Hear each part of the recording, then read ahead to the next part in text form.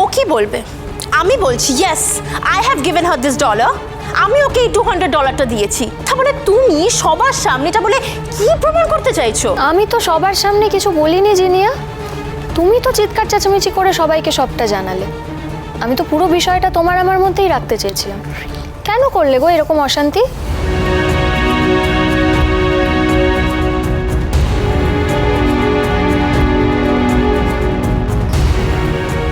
দেখেছিস, ঠিক এই কারণে আমি আসতে চাইছিলাম না। কেন জোর করে আমাকে আনলি বলতো? দেখেছিস তো কিরকম অশান্তি হচ্ছে। होला होला, huh? Now you are blaming me. Wow, you. It's you who always wanted this. সেই জন্য তুমি সবার সামনে এভাবে আমাকে ইনসাল্ট করছো। Wow. মান অপমান বোধ বুঝি শুধু নিউ ইয়র্কের লোকেদেরই একচেটিয়া থাকে।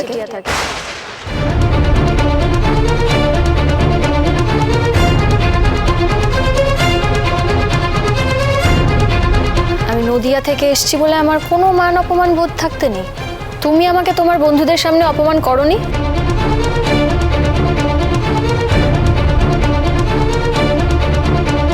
শুভ আমাদের গেস্ট ছিল, ওকে নিজের বাড়ি নিয়ে গিয়ে অপমান করার এত বড় সাহসটা তোমাকে কে দিল?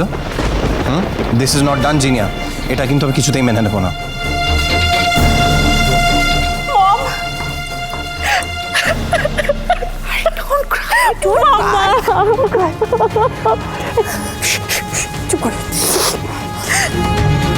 এটাকে কি বলে সেবন্তী? আমি একটা জিনিস এখানে আসার পর থেকে দেখতে পাচ্ছি যে শুরু থেকে আমার মেয়েটা এ বাড়িতে শুধু কেঁদেই যাচ্ছে। ওয়াই? বিয়ের আগেই অবস্থা, বিয়ের পর ওর কি হবে আমি তো ভাবতেই পারছি না। তোমরা প্রত্যেকে মিলে ওকে এইভাবে ইনসাল্ট করে যাবে।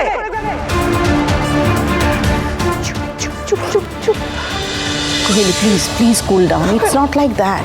আমার মনে হয় ইটস জাস্ট মিসআন্ডারস্ট্যান্ডিং। ও ভালো মনেই হয়তো ওকে গিফট দিতে চেয়েছে ডলার, আর শুভ সেটা ভুল বুঝেছে। শুভ, তোকেও বলি হারিয়ে যাই, কি দরকার ছিল তোর যেচে ওর বাড়িতে গিয়ে ওকে মেহেন্দি পরানোর?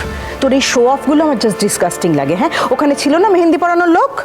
না বড় মা, আমি যেচে জিনিয়াকে মেহেন্দি পরাতে যাইনি গো। ও আমাকে বলেছিল তাই পরিয়ে দিয়েছি। আমাকেও বলেছিল শুভকে পাঠাতে।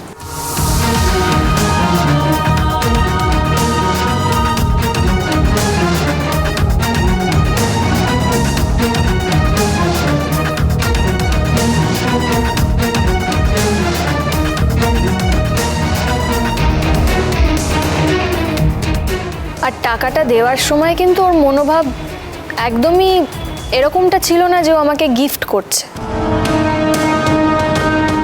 আন্টি, আমি এত কমপ্লিকেটেড নই। ও তো মনের ভাবটা কিছু বুঝি না। ভেরি সিম্পল, একদম সোজা সাপটা। এই নাকি সোজা সাপটা? জিলিপির নাকি প্যাচ নেই? মাগো, আমার সিম্পল মাইন্ডে যেটা আসে আমি সেটাই বলি। আমি অত কিছু ভাবি না তো। জিনিয়া যা করেছে সেটা তো সবার সামনে উগড়ে দিল, কথা করাচ্ছে।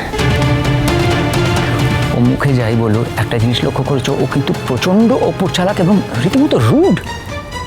রাইট, বাট ইটস ওকে।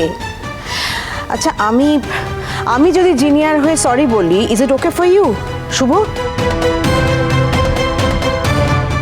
না না বড় মা, তুমি কেন সরি বলতে যাবে? কোনো দরকার নেই। শুভ, তুই না এখন থেকেই জিনিয়াকে বৌদি বলে ডাকা শুরু কর, তাহলে এই সম্পর্কটা একটু অন্যরকম হবে না?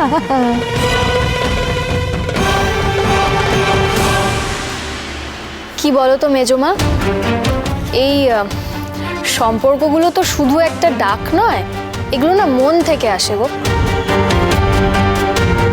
আচ্ছা ঠিক আছে, এই কথাবার্তাগুলো এবার আমরা বন্ধ করি না প্লিজ। আমরা কি রিং সেরিমনিটা শুরু করতে পারি কোহেলি?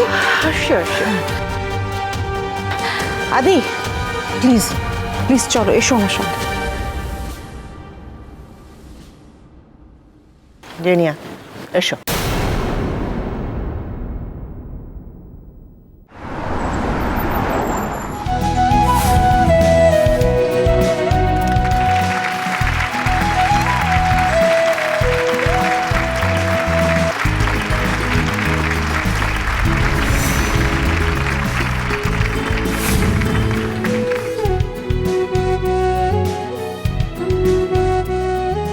বড়দা ভাই আমি জানি তোর মুডটা অফ হয়ে গেছে, কিন্তু প্লিজ ডোন্ট রিয়াক্ট নাও। তুই রিয়াক্ট করলে সবাই খুব আপসেট হয়ে পড়বে।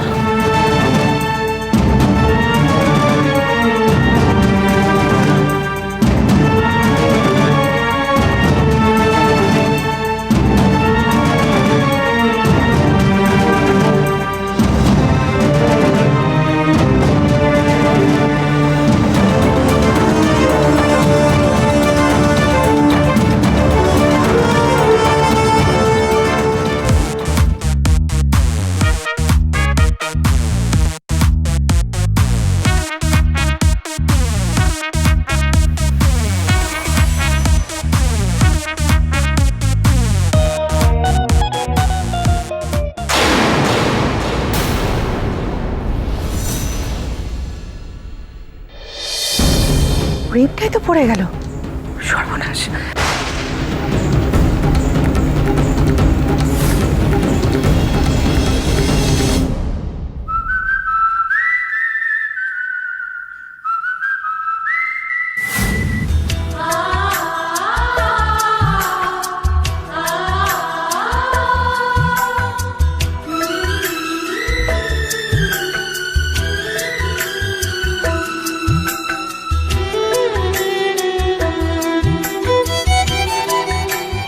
নিজের জিনিস সামলে রেখো আদ্রিতা, না হলে পরে আফসোস করতে হবে।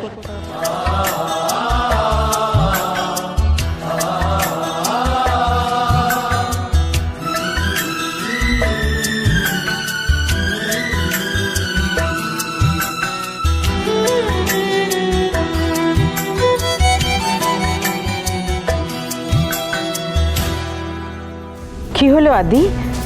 জিনিয়াকে আংটিটা পরিয়ে দাও।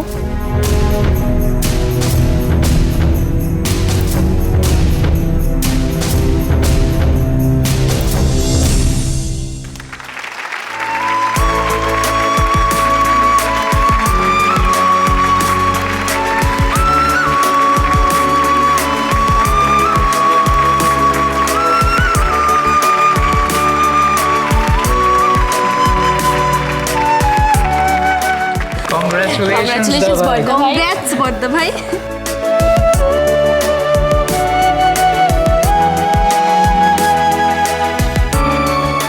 শুভ, I am extremely sorry. I didn't know যে এত কিছু হয়েছে। আমি যদি জানতাম তাহলে তোকে এখানে আসার জন্য ফোর্স করতাম না। ঠিক আছে, এখন থাক এসব কথা।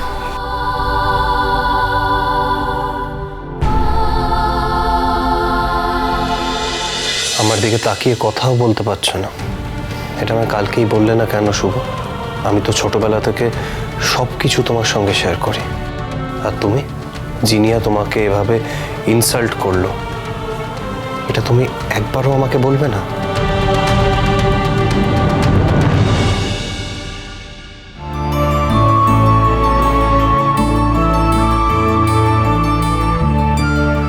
আমরা কেউ না ছোট বাচ্চা নই আদ্রিতা, যে কিছু একটা হবে আর আমি এসে তোমার কাছে নালিশ করব। কি করতে তোমাকে বললে? তুমি আবার জিনিয়াকে গিয়ে বকতে, কেন আমাকে অপমান করেছে বলে? তারপর সেটা বাড়ির বড়রা যখন জানতে পারতো তখন আমাকে আবার বকতো। এসব ছেলে মানুষের আবার ছাড়ো আদ্রিতা। আমি আর আমার বাবা এখানে এসেছি পুজো বিয়ে উপলক্ষে তোমাদের কাজে সাহায্য করে দিতে। কাজে সেই কাজটা যাতে ঠিকঠাক হয় সেটাই আমার লক্ষ্য হওয়া উচিত। আমার মনে হয় তোমারও তাই লক্ষ্য হওয়া উচিত। এসব ছোটখাটো ব্যাপারে তুমি মন দিও না।